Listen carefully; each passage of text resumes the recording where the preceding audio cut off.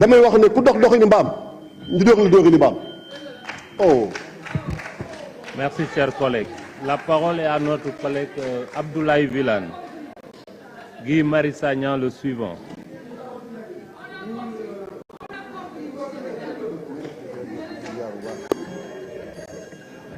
yow teel nga kii de waxaguma ah delloo ma ko sa siis.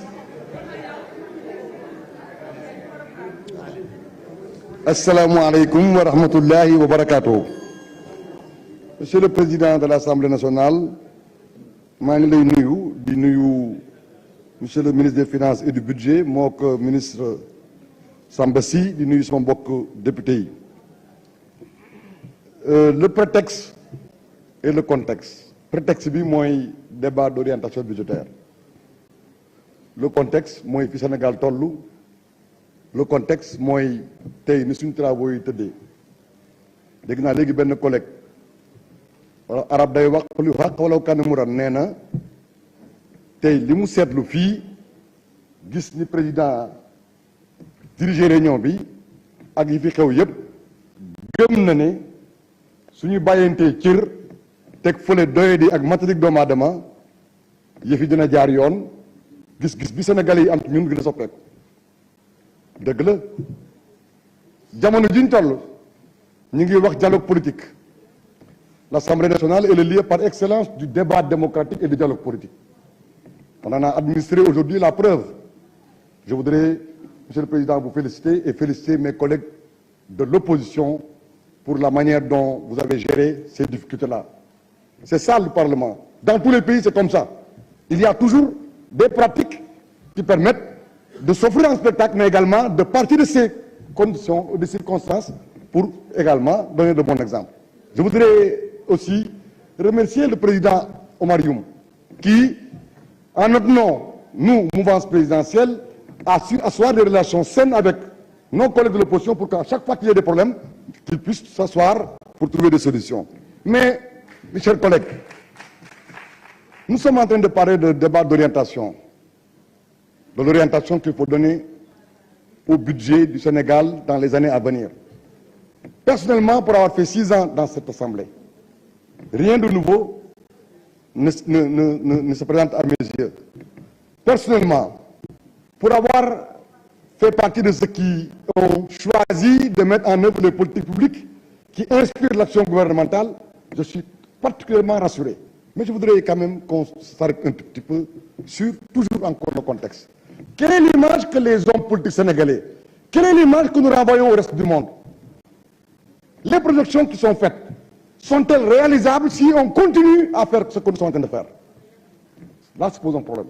Je voudrais, chers collègues, que nous pensions aux douaniers du Sénégal, que nous pensions aux agents du Trésor, que nous pensions aux agents des impôts et domaines, que nous pensions à ces Sénégalais qui, comme nous, chaque jour, font tout pour mobiliser les ressources sans qui l'État ne peut pas faire ce que nous voulons. Les doléances sont nombreuses, on en parle. Dans l'Union, ce pays, en écoutant le ministre des Finances et du Budget, ce pays, en le parcourant, on sait très bien qu'il est sous contrôle. Il est perçu du dehors comme un pays remuant, mais pas remué. Alors, chers collègues, comment voulez-vous que chaque jour nous donnions une image qui rebute, qui repousse les investisseurs potentiels, dans un contexte où nous avons besoin d'eux, comme nous avons besoin de ce que nous faisons et qui, à partir de ce que nous produisons, permet de régler les problèmes. Chers collègues, l'année 2024 est une année électorale. L'année qui suivra, inévitablement, sera une année électorale 2025. Vous l'avez vu, vous l'avez perçu dans les conclusions du débat, du dialogue politique. Il est envisagé la dissolution de l'Assemblée nationale. Il est même envisagé la dissolution des collectivités territoriales pour qu'on ait des élections encore. Comment voulez-vous que dans un contexte de tension soutenue, ininterrompue, que nous puissions hâter le pas pour soulager les Sénégalais, pour régler les problèmes? Alors, Monsieur le ministre, pour ma part, en tant que député venant du Saloum, du Ndoukoumane, de Kaffrine, j'approuve les orientations qui nous ont été présentées. Je sais que vos collaborateurs, ceux qui sont derrière vous, comme ceux qui sont ailleurs et qui écoutent et qui suivent, qui notent, ont pris bonne note des propositions, des récriminations, des doléances, des vœux, des suggestions que l'ensemble des intervenants ont eu à faire. Je vous fais confiance. Je dis en ce qui vous concerne, et par rapport à ce qui a été entendu aussi, Masha'Allah, vous n'êtes pas un novice, vous n'êtes pas un nouveau dans le gouvernement et dans votre secteur. Je voudrais vraiment prendre prétexte les hommages qui vous ont été rendus par mes adversaires comme mes partenaires, pour vous dire, restez debout, droit dans vos votes, mais restez chevillés à la loyauté.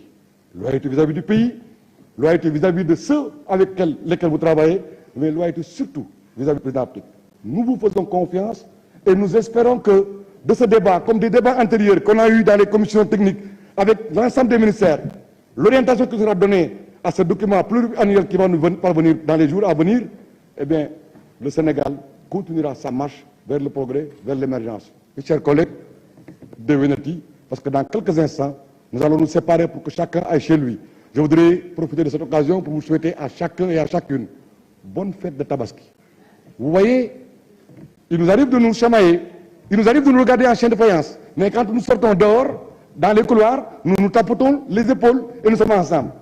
Quand nous quittons ici, dans nos daïras, dans nos foyers religieux, chez nous, nous restons unis et nous faisons comme si le Sénégal était un et indivisible. C'est cette image-là que nous avons dehors, dans nos daras, dans nos domiciles, que nous devons renvoyer à l'étranger pour que le Sénégal, qui est un pays envié et qui est un pays